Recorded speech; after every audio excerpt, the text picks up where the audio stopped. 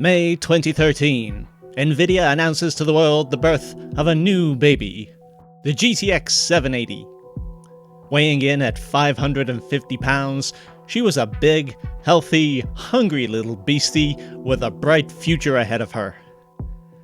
Tragically, only 6 months later, she was viciously attacked and gravely wounded by a bitter rival. Left for dead by her attacker, neglected by her parents in favour of her younger sister, is 2021 time for a career comeback? No, it is not. Congratulations, you made it through another bad American accent from Iceberg Tech. Your reward is a lot of benchmarks of popular titles from the last couple of years, played on what by 2013 standards would have been a fairly high-end PC, but nowadays is representative of what the average gamer might have access to. Today's guest card in our reasonably priced gaming PC was rather quickly forgotten, not only by shoppers in a market segment suddenly dominated by AMD, but also by Nvidia, whose response to the R9 290 and 290X was, oh, what did we say, GTX 780? No, we meant 780 Ti. As this card has only 3 gigs of VRAM, doesn't fully support some of the more recent APIs, and is about to lose driver support, let's give it one last chance to impress. Starting off, well, not exactly strongly with Doom Eternal. Whether it's the old Kepler architecture or the 3 gigs of VRAM, using 1080 high settings resulted in some disappointing 1% lows, but dropping the quality preset to low gave an average of 63 and 1% lows of 40. This is not as high as I'd hoped, as this is pretty far below the GCN cards of the same era.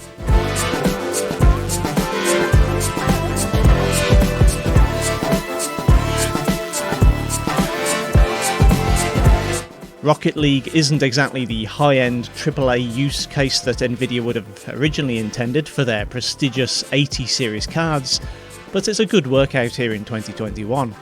1080 high settings gives an average of 174 with lows of 64, and once again I'm pretty much just showing this footage because I had a good game.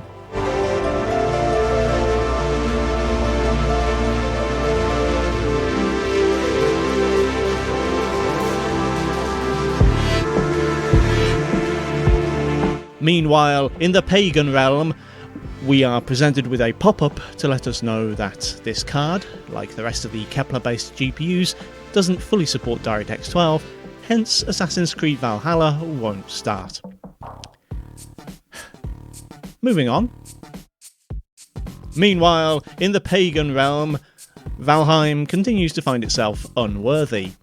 Though it's still in early access and performance is likely to change again before it receives a full release, Valheim can run at full 1080 and see over 50 FPS average, just like the R9 290X.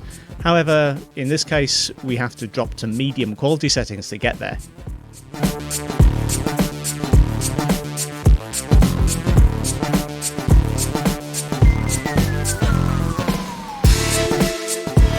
If ever there were a game in need of a career resuscitation, it's Cyberpunk 2077.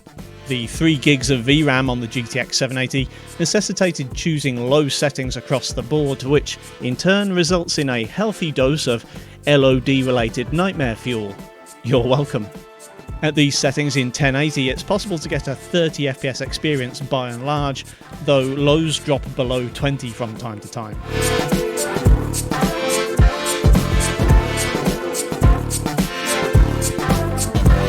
Horizon Zero Dawn playing at 1080 original settings, the 780 is still a long way off bringing a PS4-like frame rate, averaging just 48 FPS, with lows just over 30. This is still pretty playable in my opinion, though if you have a GTX 780 you might want to play with the settings a little to climb up to the magic 60. However, there is one major caveat to playing Horizon Zero Dawn on any 700 series GPU. You may have noticed the flickering. Yeah, that's a pretty common thing in this game on this generation of cards. As far as I can tell, there's no fix for it as yet, so if you have a low tolerance for glitches, maybe give this one a miss. While Fortnite is arguably a glorified tech demo for Unreal Engine, it also happens to have been optimised for a pretty wide range of hardware. Pro settings run at a silky smooth 154 FPS, never dipping below 100. High settings are still pretty acceptable, giving over 60 FPS averages, and lows just below 50. I'm also being a little more careful about the Fortnite footage I use now, in case people were getting the notion I completely suck at online shooters. Shit. The medium was proving a bit too unpredictable to benchmark, as it seems to rely on DRS pretty heavily for smooth gameplay, so I've substituted it for Watch Dogs Legion.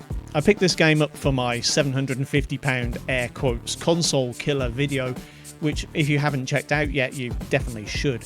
On a GTX 780, this game really isn't that playable above low settings, but if you're happy to keep the detail levels down, you should enjoy frame rates above 30 FPS with an average of 50. First-party console titles like Forza Horizon 4 should be expected to work with cards of this generation, but it's surprising how much better they fare with newer architecture. The initial high settings run fell a little short of a 60 FPS experience, averaging 57.5 with lows of 44. Dropping to medium pushed the average over the line to 62.7, but for context, the GTX 1050 Ti was about 16 FPS faster, and the 1650 Super was more than twice as fast. So, I have to offer an explanation for this one.